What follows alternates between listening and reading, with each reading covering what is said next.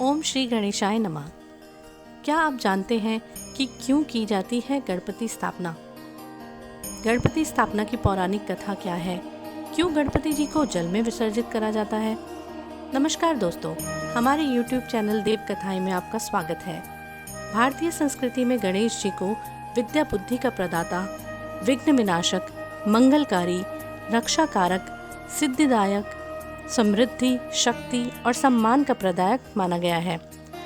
पौराणिक ग्रंथों के अनुसार ओम को साक्षात गणेश जी का स्वरूप माना गया है। जिस प्रकार प्रत्येक मंगल कार्य से पहले गणेश पूजन होता है, उसी प्रकार प्रत्येक मंत्र से पहले ओम लगाने से उस मंत्र का प्रभाव कई गुना बढ़ जाता है। लेकिन क्या आप जानते हैं कि गणेश चतुर्थी मनाने की वजह क्या है? हमारे धर्म ग्रंथों के अनुसार महर्षि वेद व्यास जी ने महाभारत की रचना की है, लेकिन लिखना उनके वश में नहीं था। अतः उन्होंने श्री गणेश जी की आराधना की और उनसे महाभारत लिखने की प्रार्थना की। गणपति जी ने सहमति दी और दिन रात लेखन कार्य प्रारंभ हुआ। इस कारण गणेश जी को थकान तो होनी ही थी, लेकिन उन्हें पानी पीना भी वर्जित था।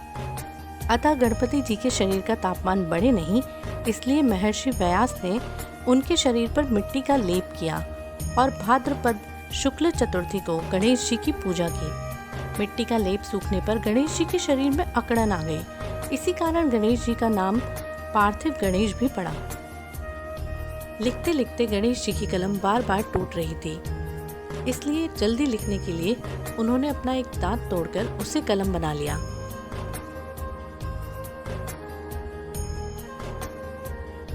महाभारत का लेखन कार्य 10 दिनों तक चला। अनंत चतुर्दशी को लेखन कार्य संपन्न हुआ। वेद व्यास जी ने देखा कि गणपति का शारीरिक तापमान फिर भी बहुत बढ़ा हुआ है और उनके शरीर पर लेप की गई मिट्टी सूखकर झड़ रही है, तो वेद व्यास जी ने उन्हें पानी में डाल दिया।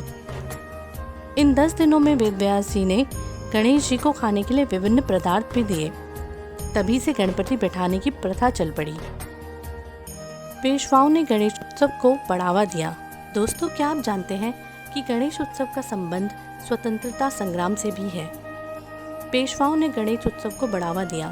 कहते हैं कि पुणे में कस्बा गणपति नाम से प्रसिद्ध गणपति की स्थापना शिवाजी महाराज की मां जीजाबाई ने की थी, परंतु लोकमान्य बाल गंगाधर तिलक ने गणेश उत्सव को जो स्वरूप दिया, उससे गणेश राष्ट्रीय एकता के प्रतीक बन गए। तिलक के प्रयास से पहले गणेश पूजा केवल परिवार तक ही सीमित थी।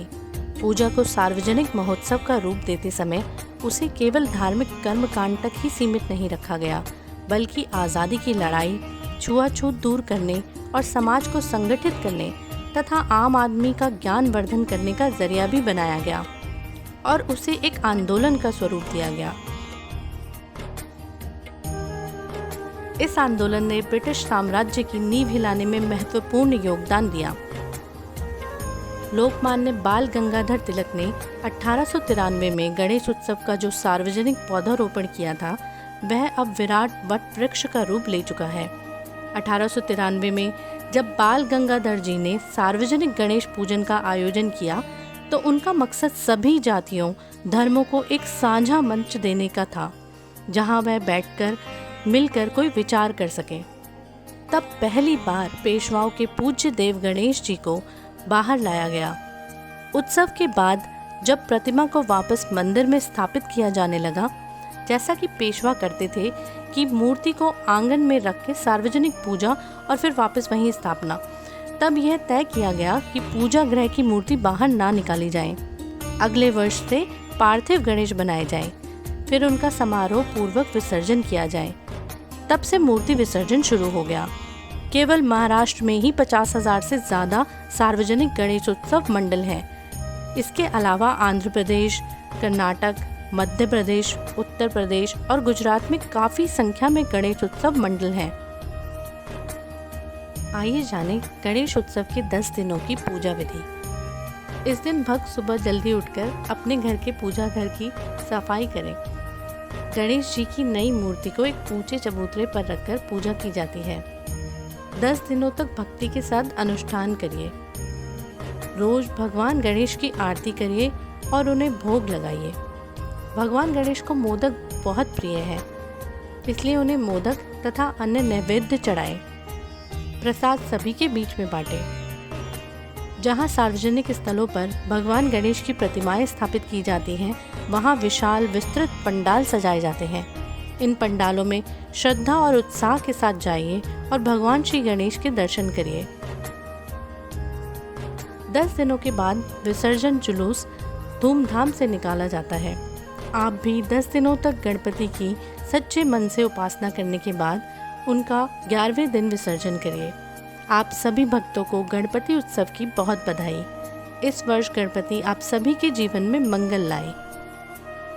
अगर आपको ये वीडियो पसंद आई तो हमारे चैनल देव कथाएं को सब्सक्राइब करना ना भूलिएगा और साथ ही इस वीडियो को लाइक ज़रूर करिएगा।